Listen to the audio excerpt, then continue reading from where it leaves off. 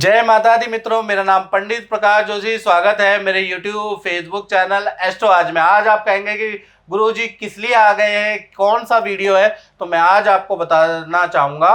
आज हम बात कर रहे हैं 30 अक्टूबर 2023 में 18 महीने के लिए राहु केतु का राशि परिवर्तन हुआ है। हालांकि मैंने राहु के ट्रांजिट के बारे में आपको पहले ही अवगत करा दिया है और बहुत जल्दी वीडियो देने का मतलब, क्योंकि आप कुछ लोग ये भी कहेंगे कि इतनी जल्दी क्यों वीडियो दे दी, तो वो तो अक्टूबर में ट्रांजिट हो रहा है। तो मैं आपको बता दूं कि राहु और केतु वो ग्रह है जो कि देवताओं की पंक्ति में बैठकर अमृत चख लिया और देवताओं को पता तक नहीं पड़ा। यानी कि लगता तो है कि 30 अक्टूबर को ट्रांजिट होगा, लेकिन राहु और केतु अमूमन ज्यादातर देखा जाए तो 2 महीने पहले से ही रिजल्ट देने लग जाते हैं। इसलिए ये वीडियो आपकी गाइडेंस के लिए बनाई जा रही है, आपको अनुभव के लिए बनाई जा रही है और वक्त से पहले अपने फॉलोअर को ये दी जा रही है। चलिए, पिछली वीडियो में मैंने राहु के ट्रांजिट के बारे में बात भी की थी। कुछ लोगों ने देखी होगी, कुछ लोगों ने नहीं देखी होगी। यहाँ पर जो बात होगी, जो राहु राशि परिवर्तन हो रहा है, जो केतु राशि परिवर्तन हो रहा है, दोनों ही ट्रांजिट हो रहे हैं। यानी राहु का भी ट्रांजिट हो रहा है मित्रों और केतु का भी ट्रांजिट हो रहा है। आप दोनों के ट्रांजिट के इक्वल रिजल्ट क्या है, क्योंकि आप एक जगह पे देखेंगे कि राहु के ट्रांजिट में तो धन का लाभ हो रहा है, केतु में धन हानि, तो आप कंफ्यूज हो जाएंगे कि अभी तो गुरुजी ने राहु में बताया कि धन लाभ हो रहा है, बल्ले बल्ले होगी, और अभी बता रहे हैं नुकसान, तो गुरुजी की तो कोई क्रेडिबिलिटी ही नहीं है। नहीं मित्रों, इस कार्यक्रम में हम मिक्स मैच करके आपको बताएंगे कि क्या आपको रिजल्ट मिलेगा। देखिएगा, 30 अक्टूबर को जो ट्रांजिट हो रहा है, पहला तो राहु का जो ट्रांजिट हो रहा है वो वृषभ राशि के लाभ भाव में राहु का ट्रांजिट हो रहा है और केतु का आपके पंचम भाव में ट्रांजिट हो रहा है।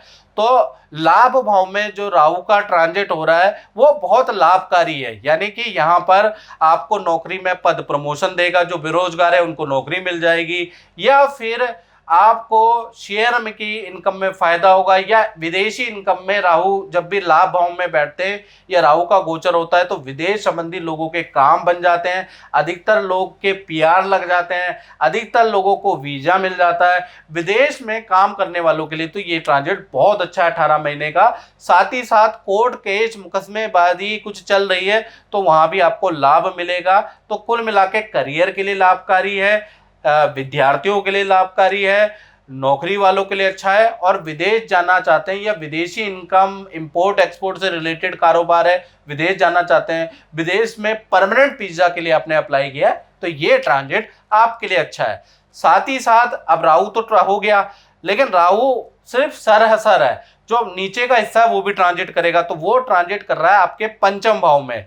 तो देखा जाए तो कहीं ना कहीं जो पंचम भाव में जो केतु का जो ट्रांजिट है, कहीं ना कहीं 18 महीने के लिए जो वृषभ राशि वाले हैं उनका मंत्र तंत्र पे विश्वास बहुत ज्यादा जागृत हो जाएगा। अध्यात्म में आपकी 18 महीने जबरदस्त रुचि रह सकती है, ज्योतिष में आपकी बड़ी रुचि रह सकती है। साथ ही साथ देखा जाए, यदि आपकी कन्या संतानें हैं तो, या कन्या संतान है आपकी, तो उनके लिए बड़ा लाभदायक है, उनके करियर के लिए, उनकी शादी के लिए, या उनके रुके हुए काम। केतु यहाँ पर कन्या संतान को रिजल्ट देगा, मेल को नहीं, याद रखिएगा। साथ ही साथ कहा जाता है कि बुध यहाँ पर कन्या राशि में बैठा है तो बुध का भी फल यहाँ पर आपको देगा, यानी धन में बढ़ोतरी करेगा।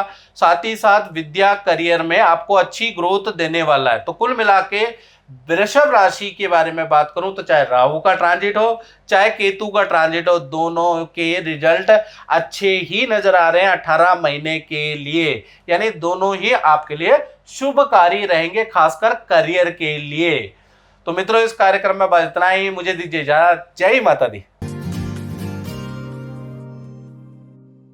क्या जानना चाहते हैं महाराज? जी सर, मैं यह जानना चाहता हूँ कि कर्जा बहुत हो गया, ये कैसे उठ गए? देखिए, कुंडली के अनुसार आपकी जो दशा चल रही है, आपकी शुक्र की महादशा चल रही है 2012 से 2032 तक। जी सर।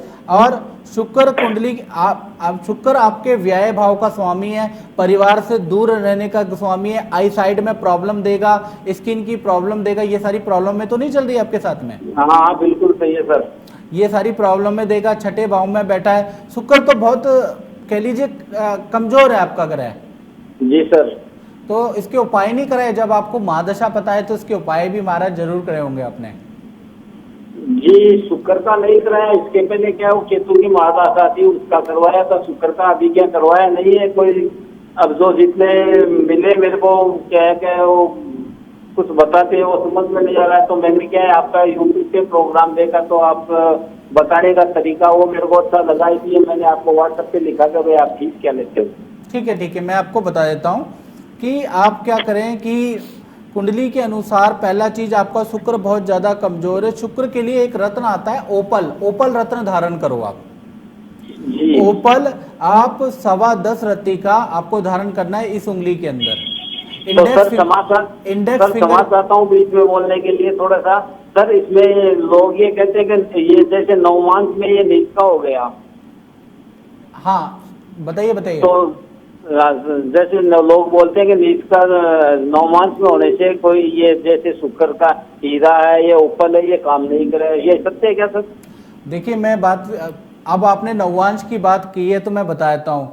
टोटल 30 चार्ट होते हैं कुंडली के अंदर, D1, D2, D3 जिसको हम दृष्टांत कहते हैं, इसी तरह से D9, D10, ठीक है जी, D12, सुन लीजिए पूरी बात, D12 होता है, ठीक है, D14 होता है, इसी तरह से लास्ट जो चार्ट होता है वो होता है D30 का मतलब आपका त्रिशांश कुंडली होती है।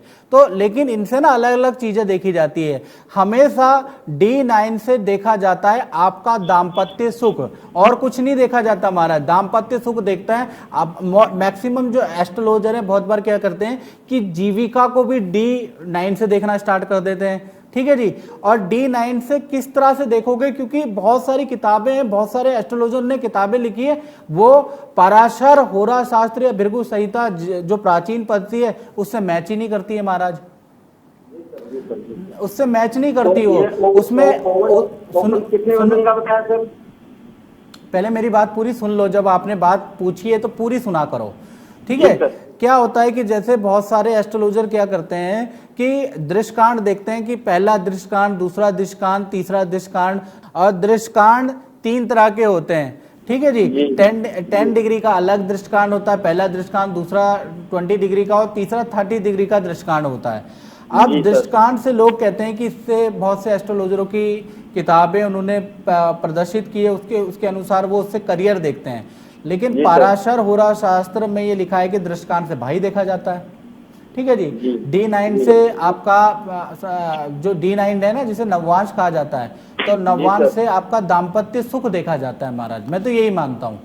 जी सर, जी सर। तो आप अगर कहेंगे कि D9 में आपका शुक्र नीच में बैठ गया है तो उसका रत्न नहीं पहनना चाहिए, तो वो तो दाम्पत्य जीवन के लिए देखा जाता है ना, वो करियर के लिए तो देखा ही नहीं जाता। फिर ये कि अगर आपकी कुंडली के अनुसार अगर आपका ग्रह कमजोर है तो उसको तो मजबूत करना ही पड़ेगा ना महाराज। जी सर, जी सर। तो आप इसको ना शुक्र को मजबूत करो, क्योंकि महादशा तो उसी की है। जी सर। उसको तो नहीं, सर इसमें डायमंड पहन सकते हैं क्या सर? हाँ, त्रयोदशी डायमंड आप पहनिए, 1 कैरेट का त्रयोदशी डायमंड प्राण प्रतिष्ठित करके अष्ट धातु में आप पहनिए, पहली चीज। दूसरी चीज क्या होता है कि दूसरी चीज आपको शुक्र को अच्छा करना है तो 17 शुक्रवार को खीर गरीबों में वितरित करें, 17 शुक्रवार को खीर गरीबों में वितरण करें। और साथ ही साथ आपको एक मंत्र का जाप करना है, ओम द्राम द्रीम द्रोमशा शुक्राय नमः, ये मंत्र का जाप करना है। 3 चीजें आप करें। जी सर। ओम द्राम द्रीम द्रोमशा शुक्राय नमः। दूसरा मैंने आपको त्रयोदशी डायमंड बताया, आप चाहे तो ओपल भी पहन सकते हैं, दोनों चीजें पहन सकते हैं। साथ ही साथ ओपल कितने वजन का सर? हाँ, ओपल आपको 12 रत्ती का पहनना पड़ेगा महाराज, क्योंकि शुक्र तो बहुत ज्यादा कमजोर है। और ओपल आपको मध्यमा उंगली में नहीं पहनना है, ओपल आपको इंडेक्स फिंगर में पहनना पड़ेगा, जिसमें पुखराज पहना जाता है। जी सर। ओपल की परिस्थितियां बिल्कुल डिफरेंट हो जाएगी, उंगली डिफरेंट हो जाएगी। तर्जनी में पहनना है ना? हाँ जी, तर्जनी में पहनना है, 12 रत्ती का। हाँ, 12 रत्ती का ओपल पहनो, और उसको आप अष्ट धातु में पहनो, प्राण प्रतिष्ठा पूजा करा के पहनो, तो आपको अच्छा रिजल्ट मिलेगा, ठीक है महाराज। बाकी अगर आपको ज़्यादा जानकारी चाहिए तो संस्था के नंबर आ रहे हैं, वहाँ पर हमारे आचार्य आपको डिटेल में जानकारी दे देंगे, हर एक चीज़ की जानकारी दे देंगे। मेरा नाम राजन पटेल है और मैं अपनी डॉटर की शादी को लेकर काफ़ी टाइम से परेशान था, तो गुरुजी का नंबर और गुरुजी से मिलना हो पाया, लड़की की कुंडली दिखाई और जो गुरुजी ने उपाय सजेस्ट किए उसके बेसिस पर मेरी लड़की की शादी फिक्स हो गई है। अगले महीने शादी है और जो गुरुजी ने उपाय हमें बताए थे वो सब हमने किए।